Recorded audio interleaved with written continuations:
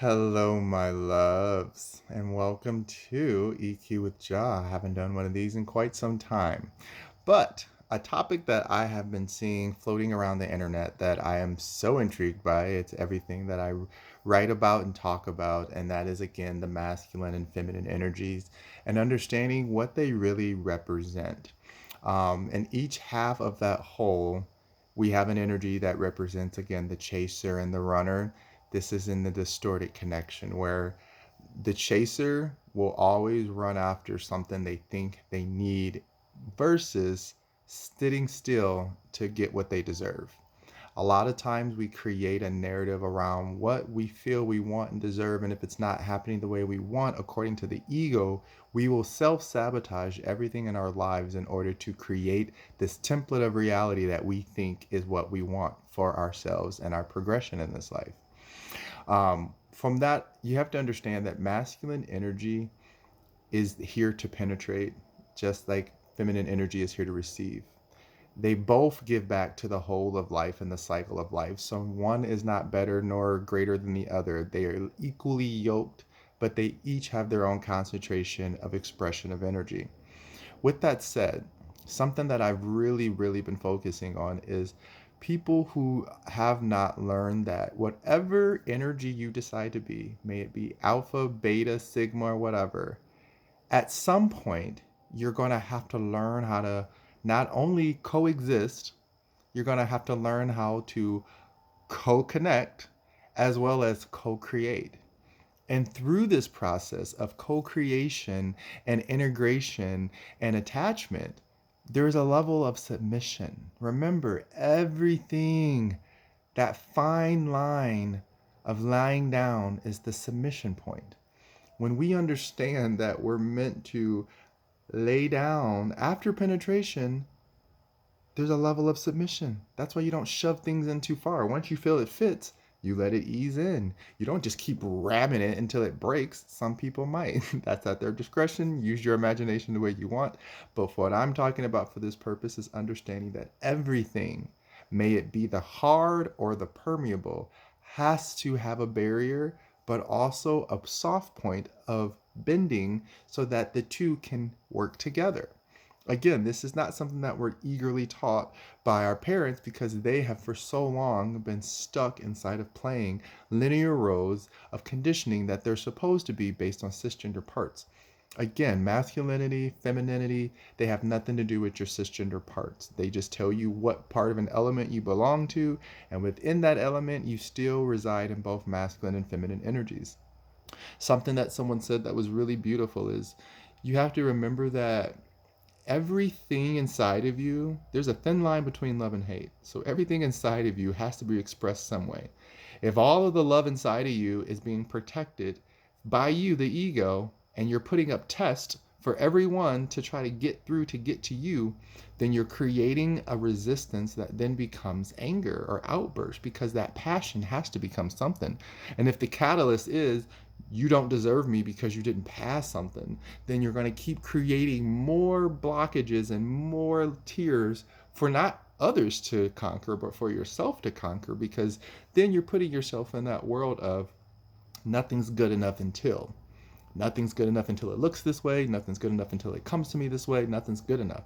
But in reality, everything is what you want it to be. You just have to decide if you want to put the work into it and make it good enough, or if you want something that's completely ready, already been done, went through the work, went through some time. But just like anything that you buy that's made, handcrafted, it takes a little bit more time. This is why energy is so important, because we think that if I'm feeling it and thinking it, then it needs to happen now. The things that really matter, the things that we really want, the things really meant for us, they take time and intricacy to manifest because you understand that you want a solid foundation and a solid frame that won't be shaken by anything. And this is why it's important to understand the integration of masculine and feminine energies. See, again, when we step into these worlds, we have learned to see what they represent and we love the power that they have.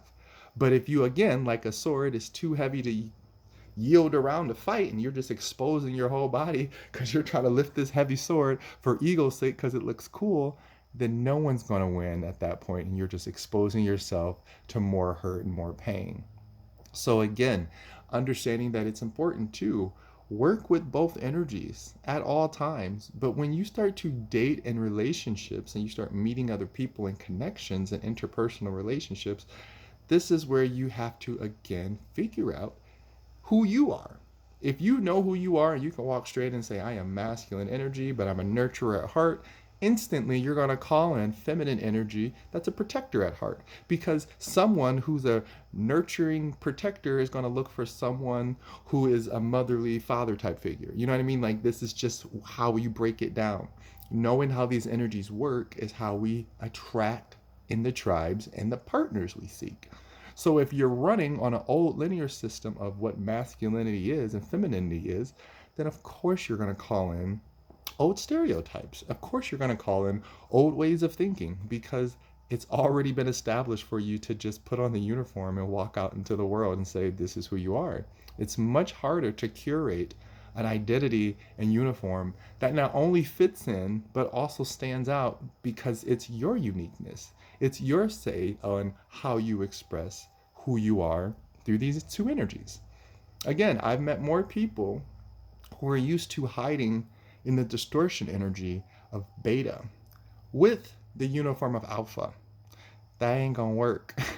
Remember, the feminine, the divine feminine and divine masculine, regardless of genitalia, will always submit to God. Always. The distorted masculine and feminine and distorted egos who live in that linear system of alpha, beta, how can I out trump you? How can I sex you down? How can I do all these things to manipulate you? That is pure ego. That's why we have to remember that there's a tertiary aspect to all we do. There's a growing and learning connecting point that is always that triangle, the three. Again, no matter what we do, if you have one and two, you're going to just make a line. No matter which way you do it, it's going to be a line, adjacent line, whatever. It's going to make a line. But once you add that third element, the tertiary aspect, again, most people, I heard a really cool reader say it. She's like, most people say 1 and 1 equals 2. No, 1 and 1 equals 3 because you are then the byproduct of those two things coming together. May it be a force, an energy, or whatever. You are now both of those elements of your masculine and feminine energies on top of the concentration and percentage of what masculine and feminine energies your parents were. Because a lot of this stuff is genetic, but we just don't know how to walk through it without having someone really show us what these energies actually are meant for. Again, sexual control, sensuality, and power, they are not our focus here as humans on this earth. Yes, they have been ways to help us get through our boredom and entertainment, but they're not meant for us to just live out our whole lives trying to be the baddest bee or the baddest guy in bed. And then you have a track list of all these broken souls and people that you've now added to your belt who are now going to take their masculine and feminine energies, however it was handed to them as children, and then go give it back out to the world in a distorted way, unless they're healed, and then they can go back and say, these are hurt people hurting hurt people, therefore I need to subtract myself out of this type of equation. This is again all about learning your sense of balance with the masculine and feminine energies.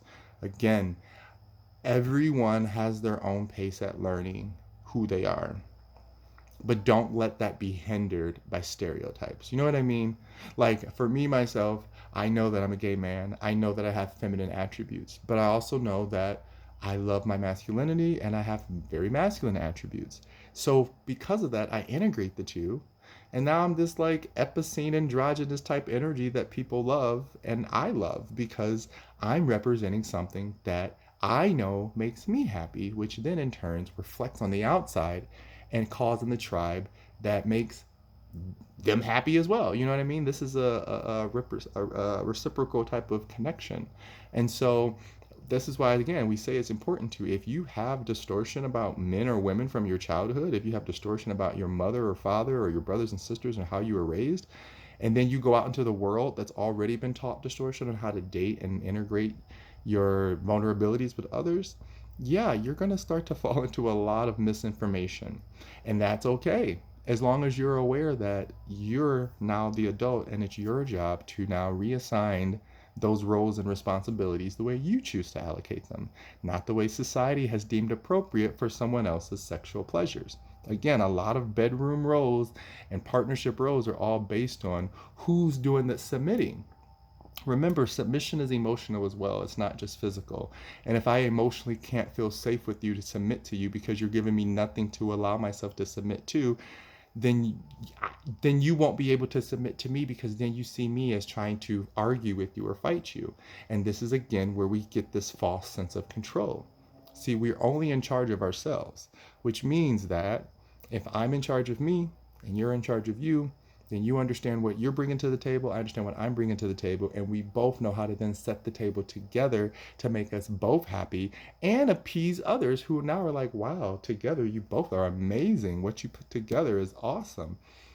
This is what it's all about. Again, the masculine sets up the chairs and the tables. Again, doesn't matter which body part is doing it. Doesn't matter if it's a man or woman doing it. Masculine energy is setting up the table, the physical blueprinting table, and letting it just be that stationary thing. Feminine energy is the fine tuning, the decorations, the fabrics, the silverware, the glassware, the flowers, the centerpiece. That's feminine energy. So together, these two create a beautiful, not only design and ambiance, but they also create a very comforting and safe place to feel like I can hang out with my friends. I can communicate. I'm going to have a really good dinner. This is beautiful. This is amazing. All of these elements are why God has made masculine and feminine energies one and the same. We were split because we have to learn how to exist as two halves to a whole that creates something greater than ourselves. So, having this understanding again in mind is going to truly help you balance out any misconstrued energies from the past or from society that have tried to deem you some type of role or title based on, again, genitalia. It is not about that. I've said it, I've said it again, but I'll say it and I'll say it again. Like, the divine will always submit to God, to God's plan, to God's purpose, whatever it is, because they know that there's a level of healing that needs to be completed and a level of growing that is expected after that healing. The ego will always submit to the distorted. That's, I'm in charge because I'm the man.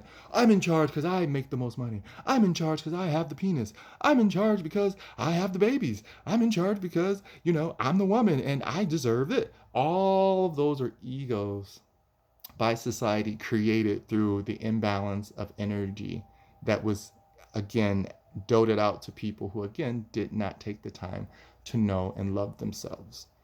So this is why it's so important to, again, remember, you're not just one piece of this little tiny puzzle. You're a grand piece to a grand design, to a bigger piece puzzle, if you understand how to let yourself be used the way you're meant to be used. Okay? When you feel yourself, again, when you feel yourself chasing something, chasing looks like this. Let's say you meet a guy or a girl and you're getting to know them. The conversation's going great. You're both there talking to each other, communicating. Next day, you hit the person up, they don't respond. Next day, you hear nothing from them at all, so you kind of just drift away. 3 days later, this person's texting you, hey, what's up? How's it going? And you're like, hey, I messaged you 3 days ago. What's up? And they're sitting here like, oh, yeah, I was just so busy, blah, blah, blah, blah, blah. But everything is fine. And the same with us, right? No. Because in that moment, when you meet somebody and you have an opportunity to grow with them, you have to cater to the garden. You can't just skip it for a few days and expect it to be fine. Yeah, you can walk away from the garden for a few days and know that it will grow on its own naturally. But in the beginning, you don't just break the soil and drop the seeds on top and walk away. No, you make sure everything is balanced. You make sure the soil is soft enough and wet enough. You make sure that it's shaded properly and that everything's set up right. You make sure that when you set that foundation, that seed has the best environment for itself to grow. I'm not saying it can't grow out of an environment that hasn't been set up for it properly, but When you take the time to put that masculine energy in and understand that I'm a part of the process of cultivating, and then when you plant that seed and you understand that I'm a process of expansion, that's when you realize it's important to again start releasing old energies that have hindered you from completing your masculine and feminine cycles within you and on the outside of you. Because each of these things, as I said, is a puzzle piece to our greater whole. Now, I know this was a long one. I know that was a lot that I said, but I wanted to give as much contextual information as possible because this is something that was never talked about, but now it's a trend, and I want to make sure that the correct information is being put out there. So, again, masculine and feminine energy have nothing to do with cisgender parts. But yes, there is a higher percentage of masculine energy in the cisgender world, and there's a higher percentage of masculine energy in the cisgender world. But you guys can be anything you want to be at any time interchangeably if you choose to trust your masculine energy and your feminine energy to do what they're meant to do: co-create and coexist in a status and stasis of love. All right, guys, as always, check me out on all my social media platforms. You can find more little short clips I do on TikTok. I post a lot of different things on Instagram and Facebook, as well as my own website, epicinity.org, where you can again find my services, projects, and anything new that I'm working on. As always, I love you guys. Take care of yourselves. Besos.